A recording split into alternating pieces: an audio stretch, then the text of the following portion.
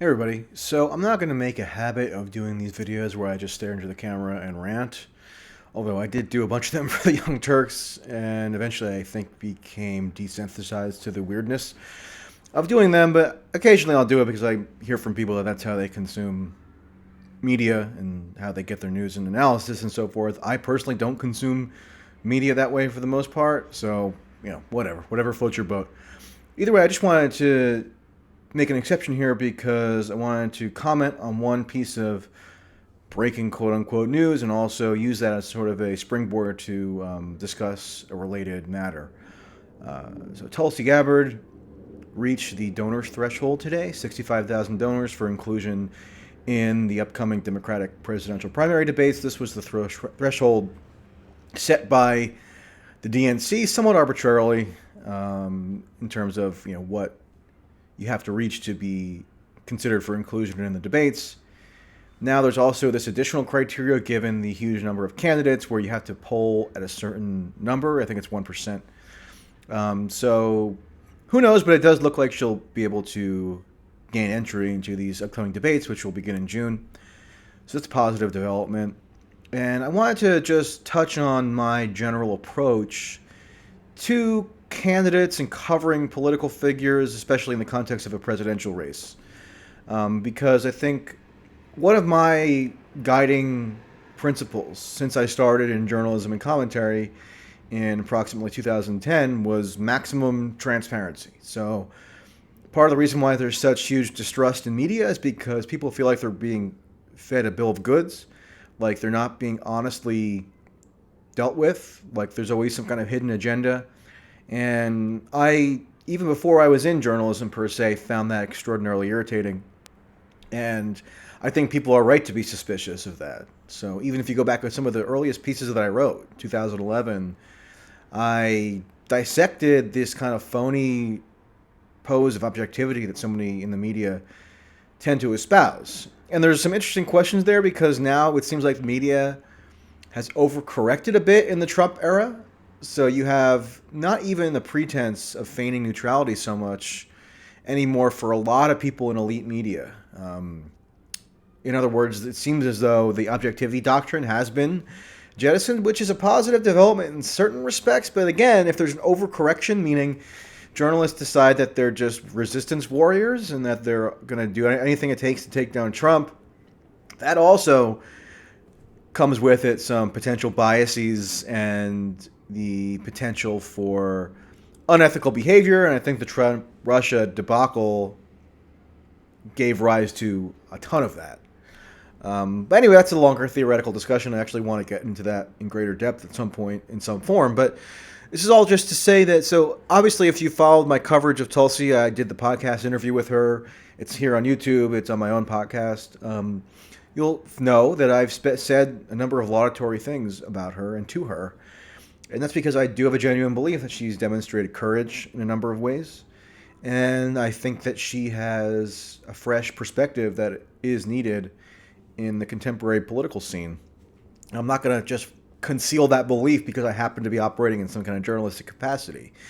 However, that doesn't mean that I can't ask her critical questions. It doesn't mean I can't probe her on potential inconsistencies or try to elucidate from an adversarial perspective places where I think she needs to be more clear.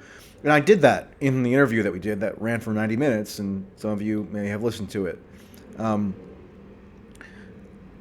But now that she's going to be even more high profile, potentially with entering these debates, I think it's worth just spelling out in detail what my approach is going to be. So I'm not going to be a cheerleader for her. I'm going to commend where I think she's doing something that I would praise if anyone had done it. I don't have a personal affinity for her so much, although I do find her personality appealing in some ways. I have to just be honest about that. But I've praised other candidates as well. I mean, other political figures. So I think Elizabeth Warren actually has some really interesting ideas in terms of, for example, breaking up the tech companies, the tech giants. Some of her economic views, I think, are actually very well considered and the product of a lifetime of deep immersion in these topics. So I actually have some admiration for Elizabeth Warren, in addition to the criticisms I have. And the same goes for Bernie Sanders. I do genuinely respect his consistency over the course of decades, and him having stuck to it so adamantly, where only in his 70s did it really bear fruit in terms of him becoming a national figure. And I find his crotchety, persona appealing in some ways as well. So, and I actually did it in 2015. When he was still somewhat of a minor candidate, I went and researched his early years at the University of Vermont, which housed some of his archives, and that gave me even greater insight into how he's been somebody who's been challenging consensus for a long time, even back to when he was like inhabiting these like fringe political movements in Vermont, right? So that's all my belief as well with regard to Bernie. And I think it's useful for somebody in my position to be as forthright as possible about that stuff. And so there's no suspicion, there's no sense that, I'm hiding something or whatever. So yeah, I did interview Tulsi. We did speak, extensively, and that's my belief. And there's nothing to hide. There's nothing to be, ashamed of or conceal. It's all out there in the open for you guys to assess and do with it what you will.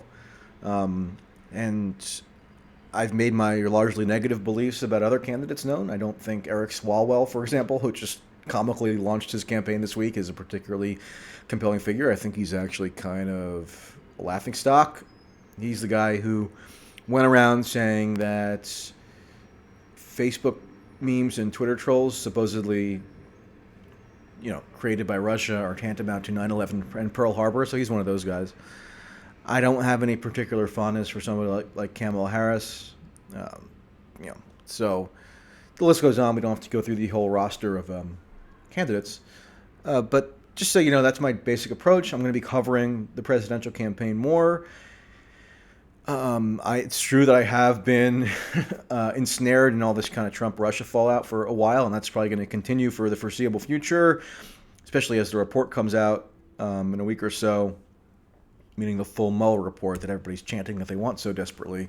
And I want it too. I just don't think it's going to please the conspiracy tenders at all. So, and then there's going to be all kinds of ancillary investigations dealing with the fallout, even in even greater detail in terms of the origin story. We still don't know actually how the initial FBI investigation was precipitated. We don't know what the factual predicate for launching in that investigation was in mid-2016.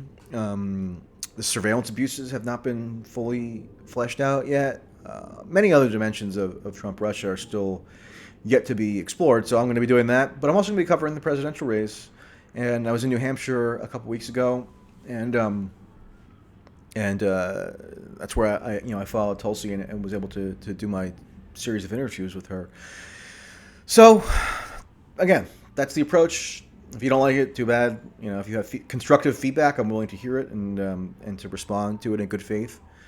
And if you want to help subsidize this, then please give to Patreon or PayPal, because that'll enable me to go to cover some of these early campaign events. I plan on going to New Hampshire every month and a half or so, at least now. And then, once the campaign kicks into high gear, probably more frequently than that. I spent a long time in New Hampshire, actually, in 2015 and 16.